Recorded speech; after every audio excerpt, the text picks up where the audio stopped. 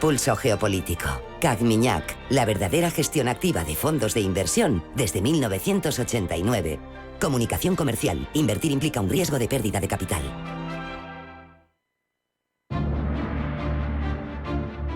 En Radio Intereconomía, Pulso Geopolítico. Análisis sobre los nuevos desafíos mundiales. Presenta Rafa Jiménez.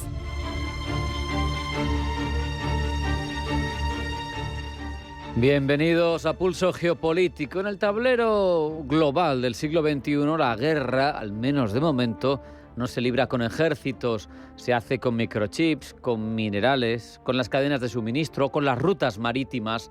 El mundo está observando ahora mismo cómo dos gigantes, Estados Unidos y China, compiten por la hegemonía global y no lo hacen enfrentándose en el campo de batalla, no lo hacen lanzándose misiles, lo hacen con sanciones, con aranceles, con poder económico y tecnología. Es una confrontación, una pugna en la que aún se mantiene precisamente circunscrita a ese terreno, al de la geoeconomía, pero nadie descarta que con el tiempo pueda desplazarse por otros derroteros.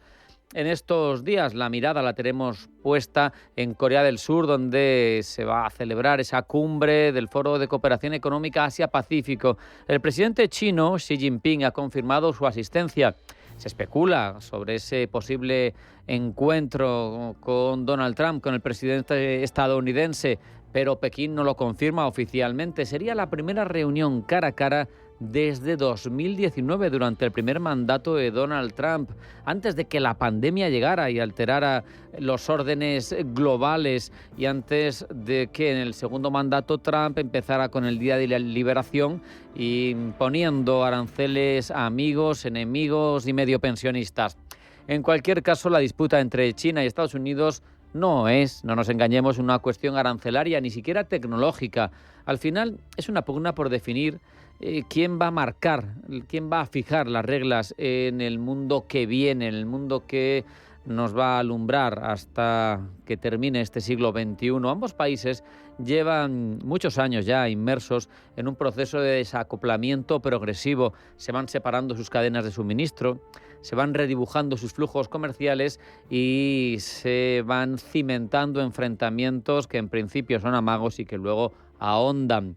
Esa relación simbiótica que mantenían desde hace tiempo estas dos grandes potencias ha convertido en una competencia en la que parece está en cuestión quién va a liderar el orden mundial, quién va a ser el hegemón a futuro. China ha sido, lo sabemos, durante 3 décadas el taller del planeta. Aprovechó el famoso fin de la historia que creíamos en Occidente que íbamos a tener con Fukuyama, ya saben, con la Pax Americana, y pensando que la globalización sobre la que cimentábamos nuestra bonanza y nuestro progreso iba a traer una prosperidad para todos sin fin. Pero al final lo que hemos visto es que aprovechó ese tiempo, esos 30 años China, para convertirse en la fábrica del mundo, pero para ir además cimentando su dominio en elementos y ámbitos estratégicos que le permiten ahora que su dominio le dé miedo incluso a Estados Unidos en cuestiones que son de seguridad nacional, véase las tierras raras. Las empresas occidentales han estado en este tiempo buscando costes bajos. China ha estado configurando una infraestructura económica que hoy le da verdaderas palancas de poder global. Los minerales críticos, las tierras raras, son esenciales, lo sabemos, desde la tecnología, los teléfonos móviles, los paneles solares, hasta los misiles hipersónicos, hasta los láseres. Ese control le otorga a Pekín una ventana de superioridad, eso sí, temporal. Sabe Pekín que esa ventana se está cerrando. Estados Unidos, con sus aliados, lo intentó hacer con Ucrania, aunque ahí está todo muy en pañales, lo está haciendo ahora con Australia, lo puede hacer con Japón. Va a diversificar sus fuentes de suministro, va a reabrir minas olvidadas, va a invertir en reciclaje y va a construir reservas estratégicas, porque ahora mismo la sartén por el mango en ese ámbito la tiene China, y por eso la reacción de Estados Unidos ante los desafíos chinos no está siendo todo lo virulenta que cabría esperar. Eso sí, si China espera demasiado, su poder de negociación se va a desvanecer. Eso explica por qué vemos una cierta intensificación ahora por parte de Pekín por parte de Xi Jinping en su pulso con Washington. Le da igual los guarismos que utilice Trump a la hora de decir que va a imponer sanciones a China, porque sabe que son papel mojado, que si quiere Estados Unidos mantener funcionando toda su industria tecnológica de más alto nivel, depende de China. Eso sí, Xi Jinping tiene también otra cara que mostrar. Se quiere presentar como un líder conciliador, regional, pero también global, de cooperación, de desarrollo. No nos olvidemos, no nos engañemos. Tras ese discurso amable subyace una estrategia más profunda. Quiere demostrar que Asia es autosuficiente, que ya no depende de Estados Unidos y del resto de Occidente, que buena parte de la política a futuro del Indo-Pacífico puede pasar por Pekín. Eso sí, el resto de países tienen ante sí una encrucijada de difícil resolución. Parece complicado tener lealtad a una China que lidere en la zona y a la vez obtener el paraguas de seguridad estadounidense si esa China tuviera en algún momento algún tipo de veleidad de dominio territorial o de facto. Trump, por su parte, va a llegar a la región con un discurso más transaccional que ideológico, como es él. Alimenta, eso sí, precisamente por ello, la desconfianza de sus aliados, porque saben que, aunque sean aliados, pueden salir perjudicados en las ecuaciones que plantea Trump. Ha vetado exportaciones de chips, ha puesto aranceles, ha restringido cooperaciones científicas. En cualquier caso, hay una sensación en el aire de que el mundo se está deslizando hacia un punto de inflexión. Hay paralelismos con épocas preocupantes, finales del 19, principios del 20, Reino Unido y Alemania protagonizando una rivalidad muy parecida. Londres dominaba los mares y era el imperio global. Berlín, impulsado por la industria manufacturera, por su ambición tecnológica, empezaba a desafiar ese orden. Tuvieron un punto entre 1897 y 1900 de máxima cooperación y eso se deslizó en apenas 17 años, en 1914, a la Primera Guerra Mundial, para la que hizo falta solo una chispa. Esperemos que en este caso la analogía sea errónea. Sabemos que China y Estados Unidos aún dependen el uno del otro, pero cada vez menos. Tenemos un divorcio a cámara lenta que tiene consecuencias globales. La diferencia entre lo que pasó hace un siglo y lo de ahora es que ahora la interdependencia es total. Por eso, la confrontación hasta el momento tiene visos de guerra fría económica y no de algo más.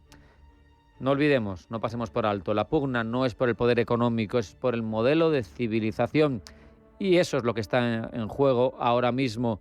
Quizá dentro de unas décadas los historiadores mirarán hacia atrás como hacemos nosotros con la pugna entre Reino Unido y Alemania y se referirán a esta época como el preludio silencioso de algo más grande.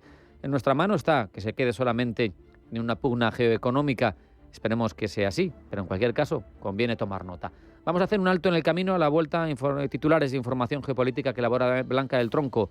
No se marchen, sigue Pulso Geopolítico.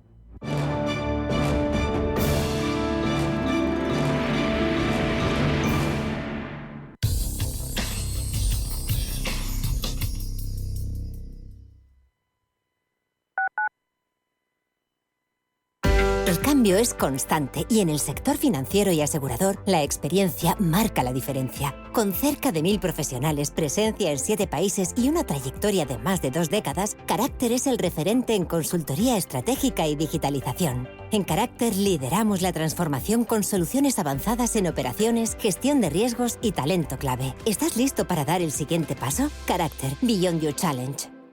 Cada sábado, en Rienda Suelta, te contamos todo lo que se cuece en el panorama ecuestre. Deporte, actualidad, ocio, cultura, tradición, salud y mucho más. De 2 a 3 de la tarde, todos los sábados, en Radio Intereconomía, galopamos en las ondas con Rienda Suelta.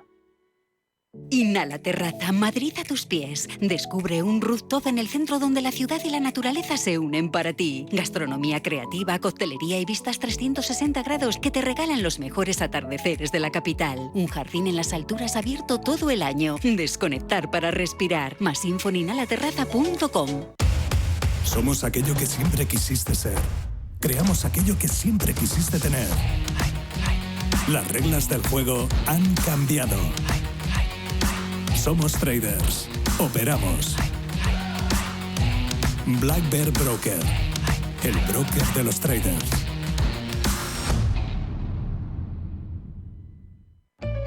En Radio Intereconomía te acompañamos donde tú quieras. Sintonízanos en directo a través de la radio, nuestra web, aplicación móvil o canal de YouTube. Si lo prefieres, también puedes encontrarnos en diferido a través de iVoox, Apple Podcast, Spotify y todas las plataformas de podcast. La mejor información económica en cualquier momento y desde cualquier lugar. Radio Intereconomía, siempre contigo.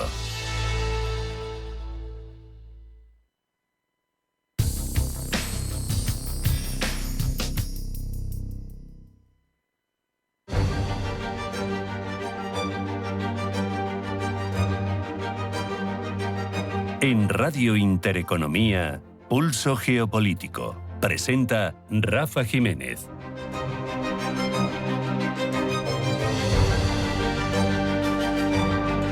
Comenzamos con la información más relevante en el ámbito geopolítico de la jornada. Primero los titulares que elabora Blanca del Tronco. Blanca, bienvenida. Buenas tardes. Buenas tardes. Marco Rubio continúa su visita en Israel. El secretario de Estado de Estados Unidos, Marco Rubio, continúa su viaje por Israel para hacer seguimiento de la aplicación del acuerdo de alto el fuego en la Franja de Gaza y reunirse con las autoridades. Mientras en Gaza siguen los esfuerzos para recuperar los cadáveres de los rehenes restantes y los ataques de las tropas israelíes contra la población. Trump inicia gira por Asia Oriental. Una gira que lo llevará a Malasia, Japón y Corea del Sur, donde se celebrará la esperada cumbre con su homólogo chino Xi Jinping, de la que se espera que pueda salir un acuerdo para reducir los aranceles y las restricciones comerciales entre las dos primeras potencias mundiales. Antes de esta cita del jueves, este fin de semana, el secretario del Tesoro de Estados Unidos, Scott Bessent, y el viceprimer ministro chino iniciarán en Kuala Lumpur una nueva ronda de negociaciones. Precisamente allí, en Kuala Lumpur, Lula quiere verse con Trump. El presidente brasileño Luis Ignacio Lula da Silva ha asegurado que está muy interesado en un posible encuentro con Donald Trump cuando ambos coincidan este fin de semana en Kuala Lumpur, encuentro en el que defenderá, dicho, los intereses de Brasil en sus negociaciones comerciales. De vuelta a Europa, Ucrania denuncia el lanzamiento de cerca de 130 drones rusos. Entre ellos 90 de tipo kamikaze, 72 han sido destruidos por los sistemas de defensa aérea, mientras en Rusia al menos 5 personas, entre ellas un niño, han resultado heridas a causa del impacto de un dron lanzado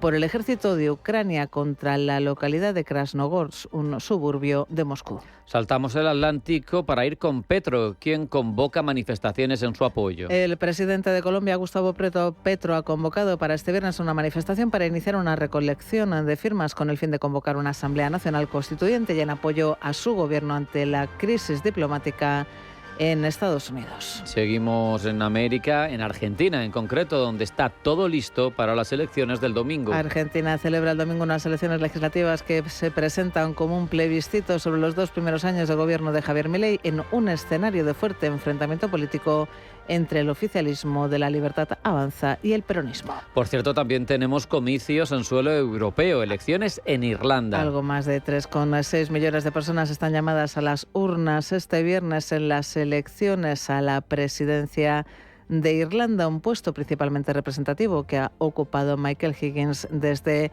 2011 y que se disputan la izquierdista Catherine Connolly y la democristiana Heather Humphreys.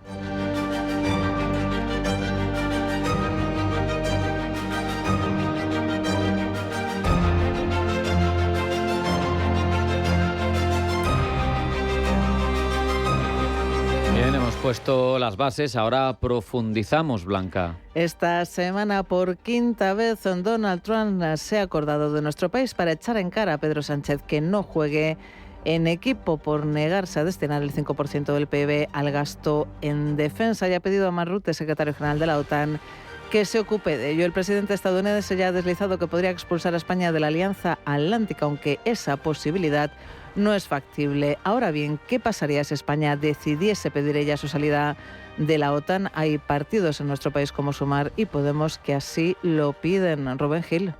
La salida de España de la OTAN tendría consecuencias políticas, militares, económicas y estratégicas muy serias. Ser miembro de la OTAN implica la defensa colectiva, es decir, si un país aliado es atacado, los demás deben ayudar. España, por ser miembro de la Alianza Atlántica, participa además en misiones conjuntas de seguridad y tiene acceso a inteligencia, tecnología y cooperación estratégica con Estados Unidos, Reino Unido y Francia, entre otros. La salida de España de la OTAN no sería un proceso complicado, bastaría con una notificación formal y un año de preaviso, pero las consecuencias, como decimos, serían profundas. España perdería la protección del paraguas de defensa colectiva, tendría que aumentar enormemente su gasto militar propio para garantizar su defensa y quedaría fuera del intercambio de información de inteligencia y cooperación tecnológica militar con los aliados. Su salida del organismo podría además debilitar su influencia en el Mediterráneo, el Sahel o el Atlántico, donde ahora tiene un papel relevante. El impacto económico sería también importante, ya que debería aumentar la inversión en defensa autónoma, lo que costaría miles de millones de euros al año. Nuestro país podría perder inversiones extranjeras si se percibe inestabilidad geopolítica y tendría un menor acceso a programas industriales y tecnológicos comunes. España quedaría además aislada dentro de la Unión Europea y perdería, por tanto, peso diplomático en el Consejo Europeo y en la política de defensa común. En este escenario, Estados Unidos podría revisar la cooperación militar bilateral, incluidas las bases de Rota y Morón. Entonces, ¿por qué algunos partidos defienden que España salga de la OTAN? Entre los argumentos que esgrime parte de la izquierda, como Podemos y Sumar, estaría el rechazo a la política militarista de Estados Unidos y su influencia global. Defienden además una autonomía estratégica europea y mantienen una postura antimilitarista o pacifista. Sin embargo, e incluso dentro de la izquierda europea, muy pocos gobiernos defienden realmente salir de la OTAN porque los costes políticos y estratégicos serían demasiado altos. Y ya hay fecha para la reunión entre el presidente de Estados Unidos, Donald Trump, y el líder chino Xi Jinping. Será el próximo jueves en Corea del Sur, en el marco de la cumbre de líderes del Foro de Cooperación Económica Asia-Pacífico. Lo confirmaba así la portavoz de la Casa Blanca, Caroline Leavitt. On Thursday morning local time, President Trump will participate in a bilateral meeting with President Xi of the People's Republic of China before departing to return home to Washington, D.C. Trump asegura que la primera pregunta que le haría el líder chino sería sobre el fentanilo. Washington acusa a Pekín de no frenar el flujo de precursores químicos para el fentanilo, una de las principales causas de muerte por sobredosis en Estados Unidos. Pekín acusa, sin embargo, a Washington de usar el fentanilo para chantajear a China. Antes de esta cita del jueves, este fin de semana, el secretario del Tesoro de Estados Unidos, Scott Bessent, y el viceprimer ministro chino iniciarán en Kuala Lumpur una nueva ronda de negociaciones. Allí en Kuala Lumpur, Lula quiere verse también con el presidente Trump. El presidente brasileño ha asegurado que está muy interesado en un posible encuentro con su homólogo estadounidense cuando ambos coincidan este fin de semana en Kuala Lumpur. Encuentro en el que defenderá, ha dicho Lula da Silva, los intereses de Brasil en sus negociaciones comerciales. La llegada de Donald Trump a la Casa Blanca ha sacudido el tablero geopolítico y ha dejado las piezas en casillas inesperadas. Ha separado aliados poniéndolos contra las cuerdas arancelarias y ha impulsado acercamientos que hasta hace poco tiempo parecían imposibles. Por eso hoy analizamos cómo la política de Donald Trump está fortaleciendo la alianza de dos gigantes que juntos llegan casi a la mitad de la población mundial. Pablo Llanone.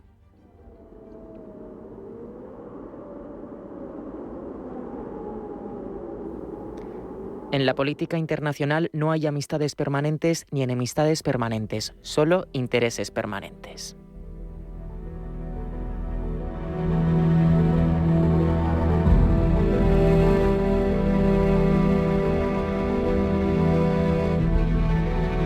Las palabras de Henry John Temple, primer ministro británico del siglo XIX, siguen resonando con fuerza 200 años después. La India y China, los dos gigantes demográficos por antonomasia, juegan esa baza cada día. Una espiral de espinas tensas y puntiagudas atraviesan sus relaciones y les arañan a cada paso en falso. La cuestión del Tíbet, su frontera, sus conflictos de intereses en las rutas comerciales son la madeja de pinchos que envuelve a unas relaciones que hasta hace poco estaban basadas meramente en el comercio. Sin embargo, últimamente un nuevo vínculo ha empezado a latir. La amenaza de Estados Unidos y sus aranceles riegan nuevos compromisos diplomáticos y alianzas internacionales que cada día crecen un poco más. Pero ¿hay suficiente espacio para este nuevo embrión diplomático o acabará enredado dentro de esa madeja de pinchos antes de nacer?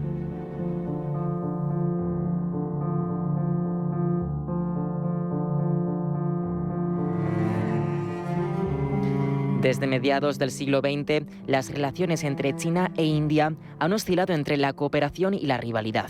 Tras su independencia, ambos países defendían principios de coexistencia pacífica, pero las tensiones fronterizas derivadas de la delimitación del Himalaya desembocaron en la Guerra Sino-India de 1962, que marcó un profundo deterioro diplomático. En décadas posteriores, aunque se restablecieron relaciones diplomáticas plenas en 1976 y se impulsaron acuerdos para mantener la paz en la frontera, persistieron disputas territoriales, especialmente en las zonas fronterizas de Aksai Chin y Arunachal Pradesh, que han provocado enfrentamientos esporádicos incluso en tiempos recientes, como en el Valle de Galwan en 2020. Fueron varios los enfrentamientos que tuvieron lugar aquel año. Dejaron 2 muertos y un enorme charco de sangre que llena de mugre los tratados bilaterales. A pesar de ello, el comercio ha seguido adelante, marcando el ritmo de una relación que expertos en el asunto definen como curiosa. La relación entre estos dos gigantes es muy curiosa porque comparten ciertos rasgos que hacen que dependan cada vez más. Por ejemplo, en el ámbito comercial, al mismo tiempo que se generan, cifras récord de comercio, también para la parte india se genera una relación bastante desequilibrada porque el año pasado cerró con el mayor déficit comercial respecto a China. En el año 2024, el comercio bilateral entre India y China alcanzó aproximadamente 127.000 millones de dólares, frente a los 118.000 millones del año anterior. Las importaciones de India desde China en ese periodo ascendieron a cerca de 113.000 millones, mientras que las exportaciones indias hacia China fueron solo de alrededor de 14.000 millones, dejando un fuerte desbalance que deja a Nueva Delhi con un sabor de boca metálico. Pero es que el subcontinente debe aceptar que China es inevitablemente el centro de Asia, su futuro comercial y su futuro diplomático.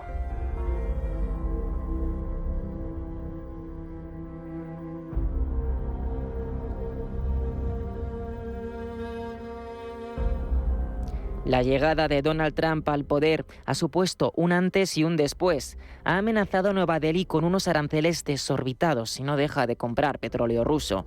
El presidente estadounidense ha confirmado ya que Narendra Modi no va a aceptar esta amenaza. I spoke with Prime Minister Modi of India and he said he's not going to be doing the Russian oil things. Y es que el petróleo ruso se ha convertido en un elemento de seguridad energética para un país que ya supera el 1,5 billones de habitantes. Si Estados Unidos amenaza a India, Modi deberá priorizar a su pueblo. Esto revelaría un cambio de postura en Nueva Delhi, que hasta ahora se ha estado tambaleando entre 2 posiciones. Haciendo una política, que no le sitúe en ninguno de los 2 bloques exactamente, sino que esa autonomía estratégica que busca reforzar se vea impulsada en cada acción que haga. Priorizando a su país, ¿a quién le conviene más acercarse? ¿Al gigante que le está amenazando o al otro que le está tendiendo la mano? La llegada de Trump también ha impulsado el poder de atracción de China. Para empezar, ha provocado que el gigante asiático parezca un socio más confiable en el panorama comercial, atrayendo nuevas alianzas. Asimismo, ha dejado un hueco libre que Pekín se ha dispuesto a ocupar. Xi Jinping se ha llenado la boca de palabras como multilateralismo y colaboración internacional, justo en un momento en el que Estados Unidos se aleja de organismos como las Naciones Unidas. En este contexto, China ha aprovechado para celebrar el 80 aniversario del fin de la Segunda Guerra Mundial, un evento que acogió uno de los desfiles más grandiosos de la historia. A él, además de acudir Rusia y Corea del Norte, acudió la India. Graciabat Quintana. Estuvo Narendra Modi porque ha habido una sucesión de eventos, ¿no? Al desfile le precedió casi inmediatamente la cumbre de la Organización de Cooperación de Shanghái, en la que también ha sido siempre el líder destacado China y que cobra, si cabe, más importancia en el momento actual con todo lo que está ocurriendo. India se ve atraída inevitablemente hacia las fauces de China, que, como líder continental, pretende hacer frente al hegemón estadounidense. En este nuevo episodio de Relaciones Internacionales parece que se abre un periodo de amistad entre Pekín y Nueva Delhi, una alianza que para muchos se percibe, sin embargo, como provisional. Sus estragos geopolíticos no se curarán por muchas vendas con las que cubran sus heridas, todavía abiertas y llenas de sal, pero temporalmente colaborarán por sus respectivos objetivos.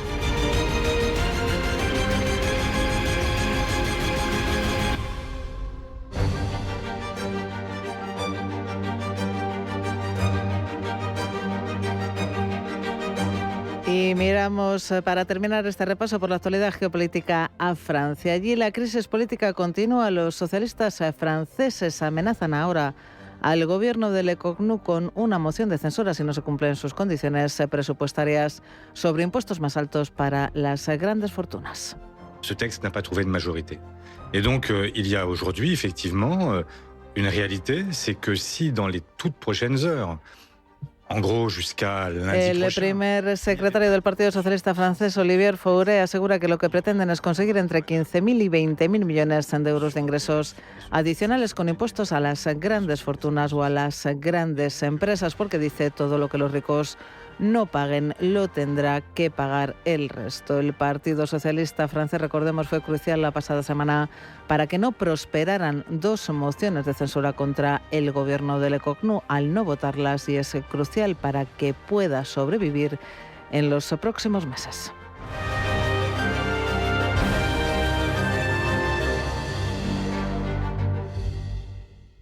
¿Quieres aprender a invertir? En Banco Big ponemos a tu disposición una demo de nuestra plataforma de broker con 100.000 euros ficticios para que practiques tus inversiones a tiempo real y sin condiciones. Entra en bancobig.es y descúbrela. Banco Big. Nos mueven tus valores. Cierre de mercados es como el punto en la I.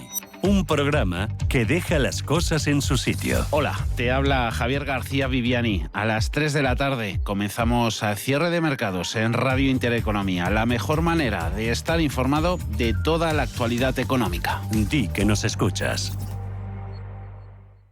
En Finaccess Value queremos ayudarte a conseguir tus objetivos financieros. Finaccess Value, gestión de patrimonios centrados en la prudencia y la gestión del riesgo. Un enfoque global y más de 20 años del grupo Finaccess nos avalan. Más información en finaccessvalue.es y en el 91 737 4114. Finaccess Value, agencia de valores, figura inscrita en CNMV con el número 301. Si te gusta el séptimo arte, Vivir de Cine es tu programa. Dirigido y producido desde Hollywood por José Ignacio Cuenca y presentado por María Ayer. Toda la actualidad del cine, estrenos, festivales y críticas, sin olvidar los clásicos. Los viernes a las 12 de la noche, Vivir de Cine, en Radio Intereconomía. Descubren células madre. Arranca 1995. Llega la inteligencia artificial. La sociedad avanza y la publicidad con ella. Por eso en Autocontrol, anunciantes, agencias y medios, llevamos más de 30 años evolucionando para seguir cuidando de que la publicidad que recibes sea leal, legal, honesta y veraz. Autocontrol, por una publicidad responsable. Los viernes a las 10 de la noche nos visita un gato, el Gato Gourmet. En Radio Intereconomía, Andrés Sánchez Magro presenta una guía semanal gastronómica, enológica, de restaurantes, literaria, musical y con todos aquellos ingredientes para cocinar la buena vida. El Gato Gourmet, con el patrocinio de Marqués de Riscal, mejor viñedo del mundo 2024.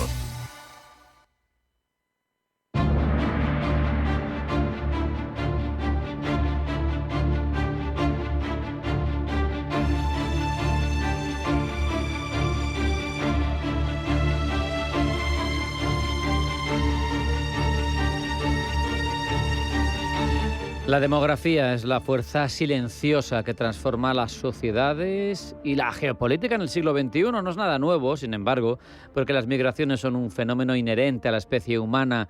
Pero hoy queremos analizar cómo el envejecimiento acelerado de Occidente, cómo los flujos migratorios están reconfigurando tanto el poder como la estabilidad internacional.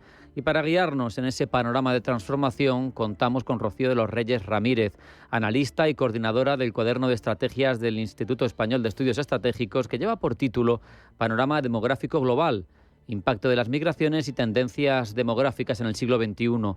Rocío, bienvenida, buenas tardes. Hola, buenas tardes, Rafa, y gracias por la invitación. Un placer tenerte con nosotros. Rocío, más allá del mero número, de las cifras de los guarismos, ¿cuáles son los principales desplazamientos demográficos globales? Te hablo de envejecimiento en Occidente, en Asia, pero también alta natalidad en África, que están remodelando los equilibrios de poder en este siglo XXI. Lo primero que tenemos que tener en cuenta, Rafa, es que el siglo XXI no está definido solo por la economía o la tecnología, sino por, creo que lo has comentado tú, por esa revolución silenciosa que es la reconfiguración demográfica global. Estamos asistiendo a una redistribución del peso poblacional, lo que está alterando los equilibrios geopolíticos y las capacidades de poder de los estados. En el mundo desarrollado, o sea, podemos pensar Europa, Norteamérica e incluso buena parte de Asia Oriental, la combinación de la baja natalidad y longevidad creciente está generando un envejecimiento sin precedentes. Por ejemplo, Japón, Corea del Sur, Alemania e Italia hoy son sociedades que pierden población y envejecen a gran velocidad. ¿Y qué ocurre? Que esto afecta directamente, sobre todo, al peso estratégico de estos países. Y frente a esto tenemos una África subsahariana que vive el proceso opuesto. Es el único continente que todavía experimenta un crecimiento poblacional acelerado. Y aquí a 2050, 1 de cada 4 habitantes del planeta será africano. Y esto abre un dilema. Si estas poblaciones encuentran estabilidad, educación y oportunidades, África se podrá convertir en el nuevo eje del crecimiento global. Pero si no, si el desarrollo no acompaña, veremos un aumento masivo de migraciones y, por supuesto, tensiones sociales, presión sobre las fronteras europeas. Y en el caso de Asia el contraste es extremo. Por ejemplo, China, que tras 3 décadas de política del hijo único, ahora ya comienza también a perder población y enfrenta un envejecimiento rápido que limita su futuro económico. En cambio, la India, hay que tener en cuenta que ya la India ha superado a China en número de habitantes y posee un bono demográfico que esto le va a ofrecer una ventaja estratégica durante las próximas décadas. Lo que queremos decir que, en definitiva, la demografía se ha convertido, de hecho, en una nueva forma de geopolítica. Y los estados ya no solo compiten por territorio o recursos, sino también por población y por talento y por juventud, claro está. Claro, permíteme, Rocío, ahondar en esta deriva que tú planteabas en tu primera respuesta. Háblame de las implicaciones geopolíticas directas de que los que son ahora mismo estados más desarrollados estén experimentando precisamente una contracción en su población y una inversión en la pirámide de edad. ¿Cómo les afecta geopolíticamente? Claro, es que la contracción demográfica de estas sociedades, las más desarrolladas, podemos decir que tiene 3 consecuencias, ¿no?, directas. Una, podemos hablar del poder económico-militar. ¿Qué pasa? Que el envejecimiento implica menos población activa, con lo cual menor innovación y un gasto público creciente en pensiones y salud. ¿Esto qué pasa? Que va a debilitar la capacidad de los estados para sostener sus economías y financiar su defensa. Japón o Alemania, por ejemplo, ya enfrentan un dilema estratégico: cómo mantener su influencia global con una base de población en declive. El resultado es un poco lo que hemos comentado al principio, es un traslado progresivo del dinamismo geoeconómico hacia regiones más jóvenes como el sur de Asia o África. Por otro lado, también está la dependencia migratoria y la tensión social interna, porque claro, la falta de población joven ha hecho que los países desarrollados dependan cada vez más de la inmigración para sostener sus sistemas productivos. Entonces, al final esto genera un paradójico ciclo de dependencia, ¿no? Porque, por un lado, se pone en riesgo la estabilidad política de muchas democracias avanzadas, porque también existe un rechazo hacia esta migración.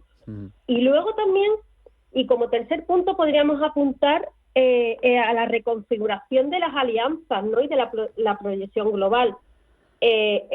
Ya tenemos que ver cómo este envejecimiento también va a condicionar la manera en que los estados se relacionan entre sí.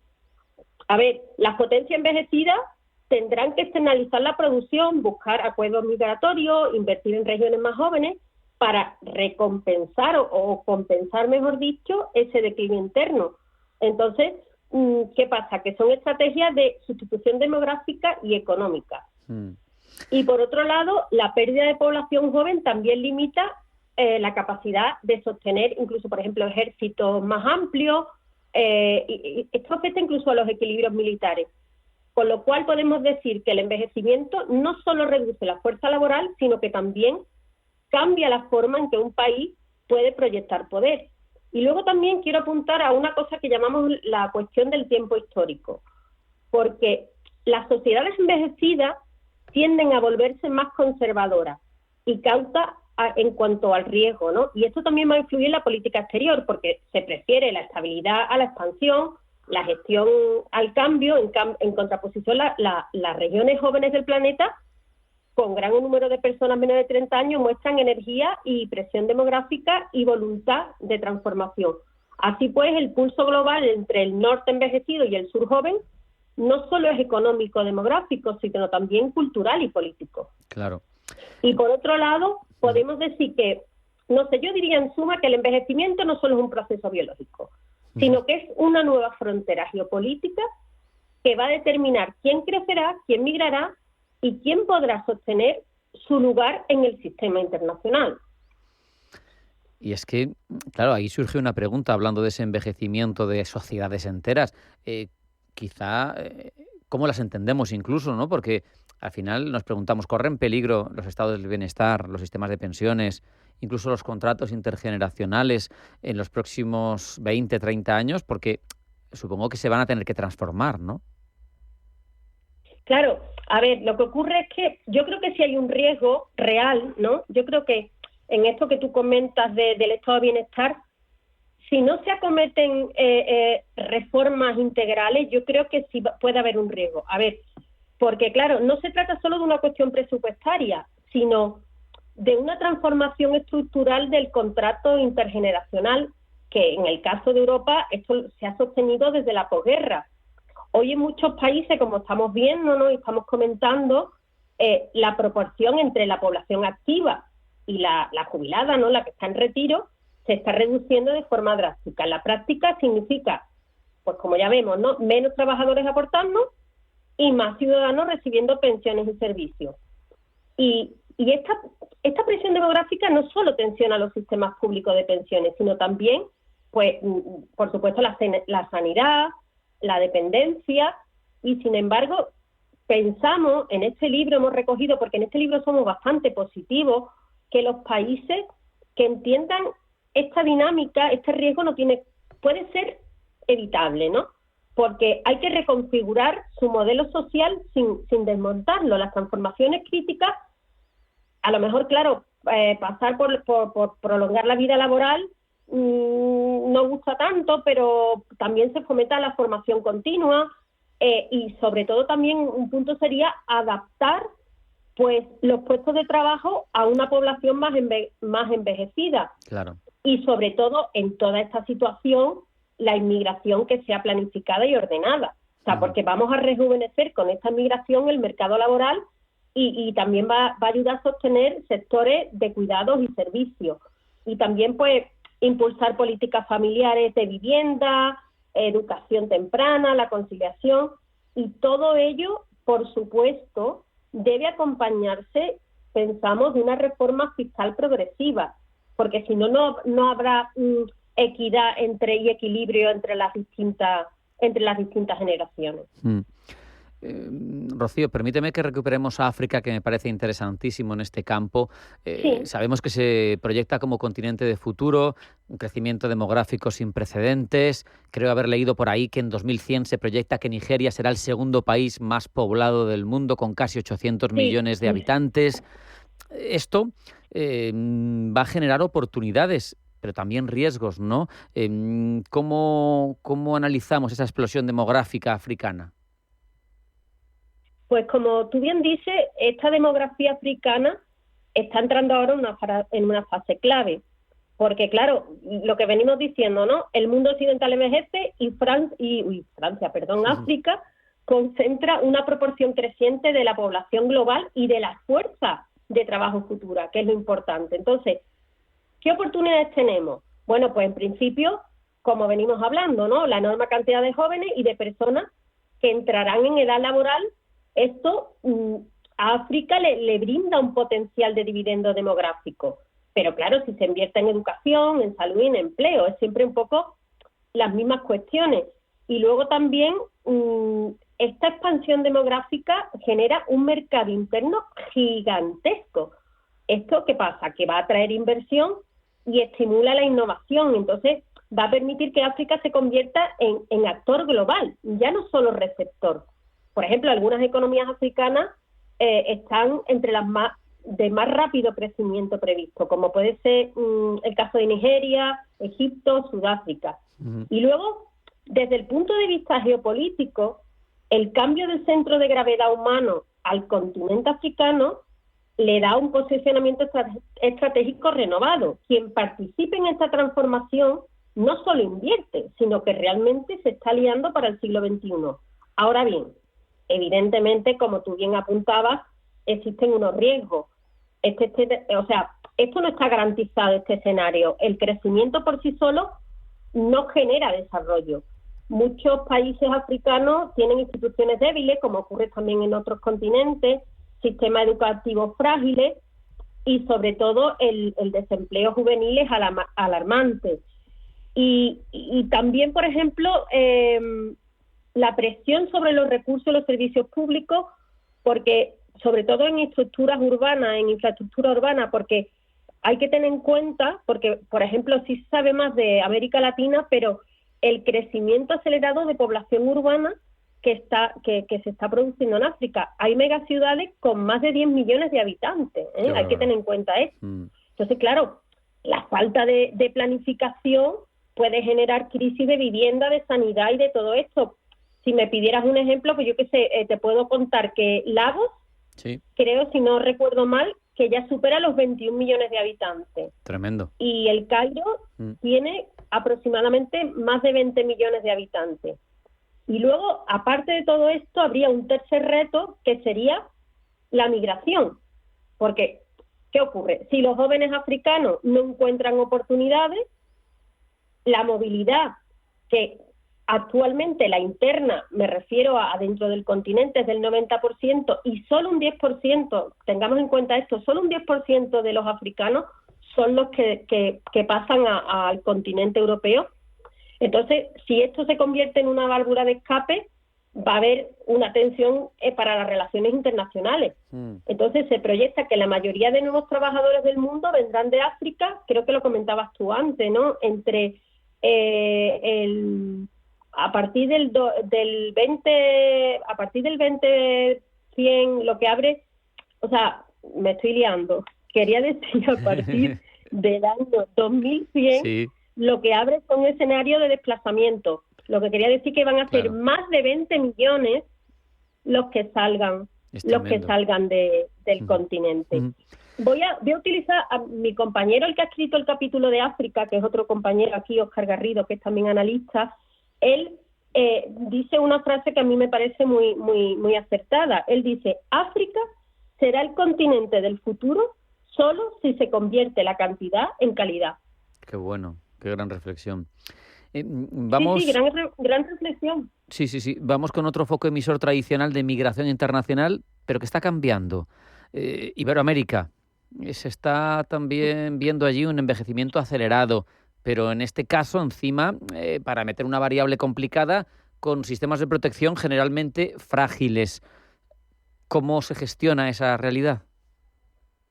Bueno, realmente, fíjate, la transición demográfica, o sea, hay un envejecimiento, pero hay también un mono demográfico con poblaciones mayoritariamente jóvenes, porque tenemos los casos de Bolivia o Guatemala, Honduras, que todavía cuentan con una alta proporción de menores de 30 años.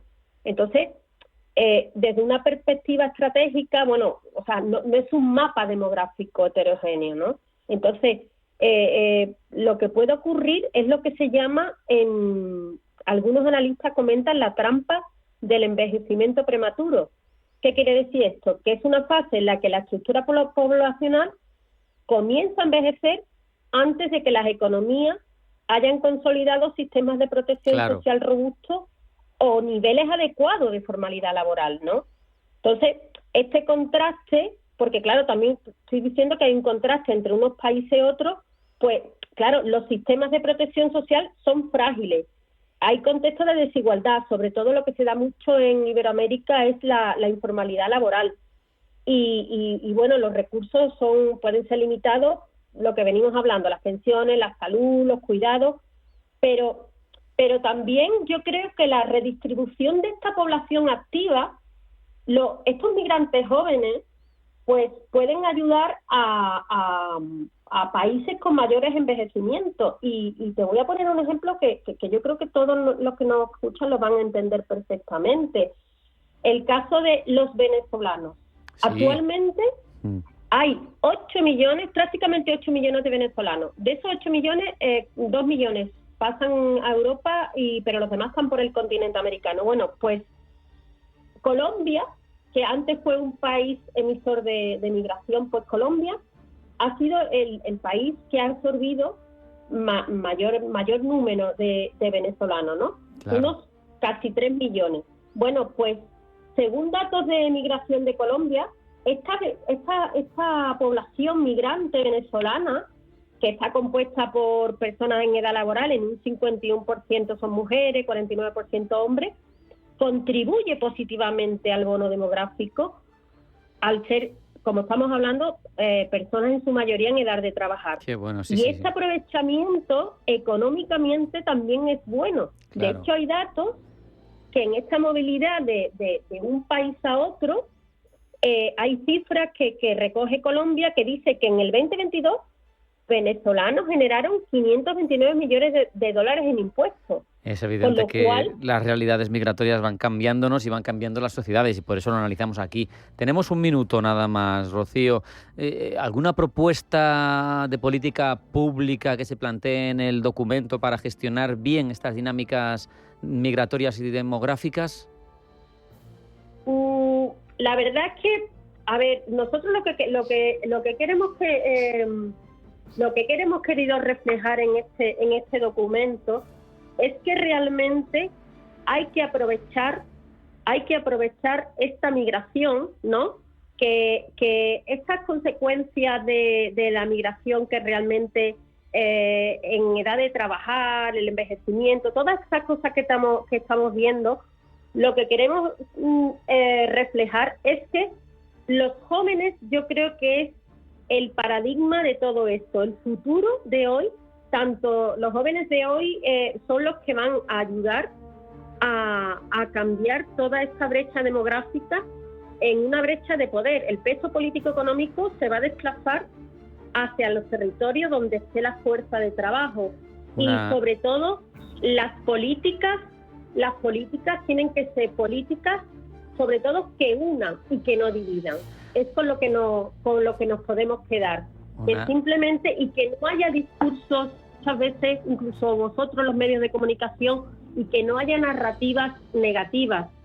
Está claro que el ser humano somos una especie migratoria, no lo vamos a evitar nunca, y encima aportamos y conseguimos que mejoren las sociedades receptoras, que en muchos casos están viéndose abocadas a un suicidio demográfico, muchas de ellas. Rocío de los Reyes Ramírez, analista del Instituto Español de Estudios Estratégicos, muchas gracias, un abrazo y hasta la próxima. Venga, muchas gracias, chao.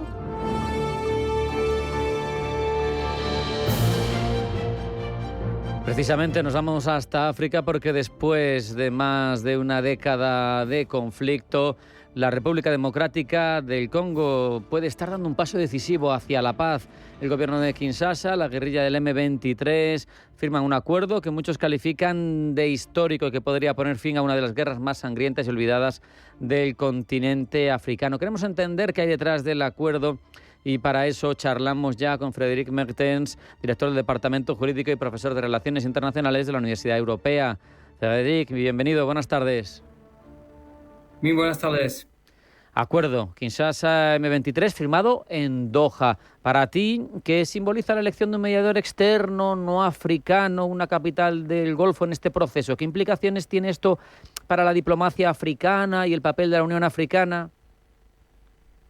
Bueno, es un avance sobre una cierta autonomía de un país o de unos países africanos respecto a los occidentales, que suelen estar metidos de una manera u otra en un proceso de mediación, y hay que reconocerlo.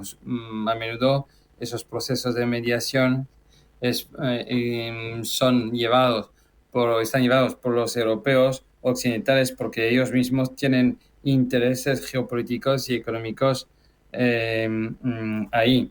Con lo cual, no es sorprendente que si el proceso ha sido llevado por Doha, ha habido un seguimiento de cerca por parte de los europeos y otros países como Canadá y Estados Unidos, porque ellos tienen intereses en la región, en la explotación de oro, que por cierto, hace pocos días, hace 48 horas creo, pues una explotación ha sido otra vez atacada, porque la pelea continúa, no solo para el control de las regiones, sino sobre todo el control de todos los centros o lugares donde se explota minerales muy interesantes y muy cotizados. Claro. Frédéric, la noticia que nos llegaba es que es una declaración de principios, que no es un tratado de paz definitivo. Claro, uno se plantea cuál es el valor real de una declaración de intenciones en un conflicto tan larvado, que lleva tanto tiempo y que no tiene una paz duradera. ¿Lo valoramos o es irrelevante? ¿En qué punto valoras tú todo esto? No te digo que es irrelevante, pero hay que tener una cierta precaución a la hora de analizar y evitar de sacar conclusiones inmediatas sobre ese proceso, que es un frágil proceso. Y si acabo de decir que había un ataque, pues, y hay muchos puntos aún que tienen que negociar, como por ejemplo el intercambio de los prisioneros. Hay tensiones sobre cómo se organiza y se controla el seguimiento del proceso. Unos quieren que haya una representación de ambas partes y de manera igual. La otra parte no quiere. Todavía no hay un acuerdo realmente definitivo sobre quiénes son los que van a estar en el acompañamiento. ¿Incluimos a los europeos, incluimos a los occidentales o los dejamos fuera del proceso?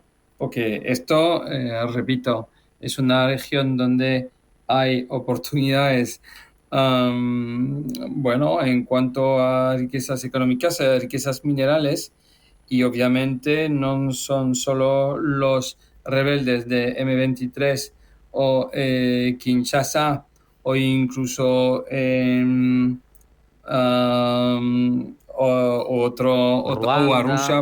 Uganda, otras claro. capitales o ciudades importantes donde no hay interés, todo lo contrario, todo el mundo está interesado, pero es verdad que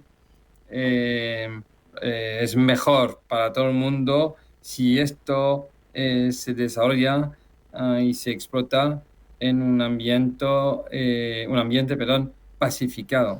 Y esa lo sabemos desde hace décadas, que esa área, la paz se hace esperar. Sabemos, como tú bien dices, que la paz en el este del Congo está históricamente ligada a esa condena y a la vez privilegio de tener tantos minerales, tener oro, tener diamantes, tener coltán, cosas que son fundamentales para Occidente, pero que también las quieren Ruanda, Uganda o que quieren participar en su control.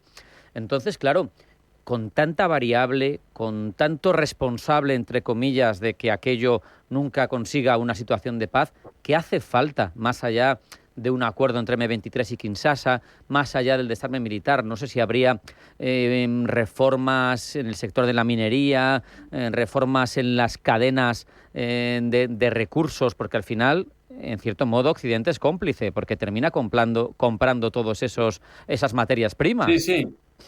Sí, Occidente y China y todo el mundo. Yo creo que la inversión tiene que ser fundamentalmente, eso puede ser buenista, puede ser demasiado optimista, pero ya empieza a ser una realidad. Si queremos,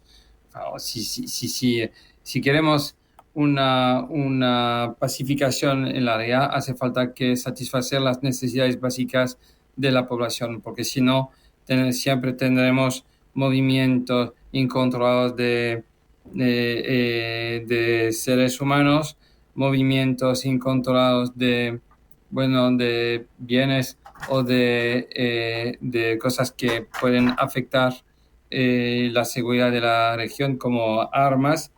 Y sobre todo hace falta asentar una cierta estabilidad socioeconómica para que justamente todo lo que tanto los actores locales africanos o continentales africanos y los demás, como nosotros occidentales, podamos operar pues en buena cohesión, coherencia, convivencia con ese espacio. Esto va a solicitarnos mucho tiempo, porque la triste realidad es que durante décadas, por no decir más de un siglo, hemos considerado el continente africano y el Congo, en especial el Congo, siendo yo belga, sé de lo que hablo, siempre hemos considerado este territorio como un espacio, entre comillas, de juego,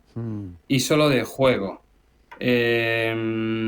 donde se explota, donde no se respeta los derechos humanos, donde no se respeta las características o las historias de todas esas poblaciones que, a pesar de la creación artificial de estados, creación artificial por parte de las potencias europeas, pues es un continente que vive con sus raíces tribales, clánicas, y eso también hay que tenerlo en cuenta, y nosotros pues tampoco tenemos que autoculparnos permanentemente y pedir perdón permanentemente, pero ya creo que hemos pasado esta fase y ahora tenemos que realmente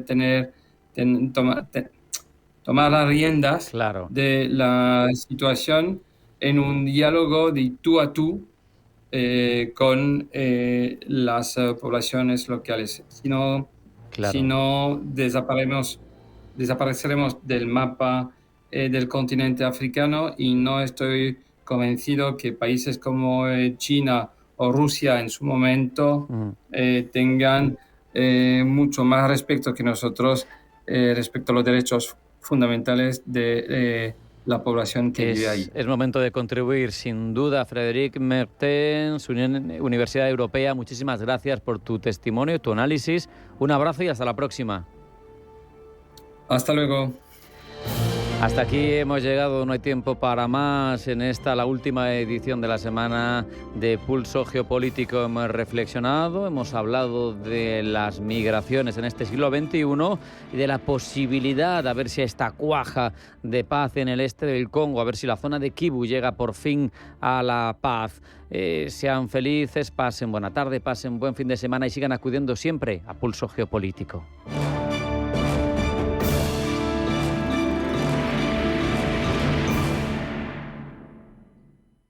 Cagmiñac le ha ofrecido Pulso Geopolítico. Cagmiñac, la verdadera gestión activa de fondos de inversión desde 1989. Comunicación comercial. Invertir implica un riesgo de pérdida de capital. No todas las gestoras son iguales. Desde 1989, Cagmiñac ha ofrecido a los inversores una gestión verdaderamente activa y basada en sus convicciones, ayudándoles a alcanzar sus objetivos a largo plazo. A lo largo de nuestra historia, hemos desafiado el consenso y descubierto oportunidades de inversión allá donde se encuentren, explorando todas las posibilidades. Cagmiñac, 35 años de verdadera gestión activa. Más información en cagmiñac.es. Comunicación comercial. Invertir implica un riesgo de pérdida de capital. Radio Intereconomía, la radio de los negocios para estar bien informado. Eres lo que escuchas. Visita la Real Academia de Bellas Artes de San Fernando y disfruta de su espectacular colección de pintura, escultura, fotografía y grabado. Obras maestras de Goya, Rubens, Alonso Cano, Zurbarán y Arquimboldo, entre otros. Real Academia de Bellas Artes de San Fernando. Mucho más que un museo. A un minuto de sol, en pleno centro de Madrid. Más información en realacademiabellasartesanfernando.com.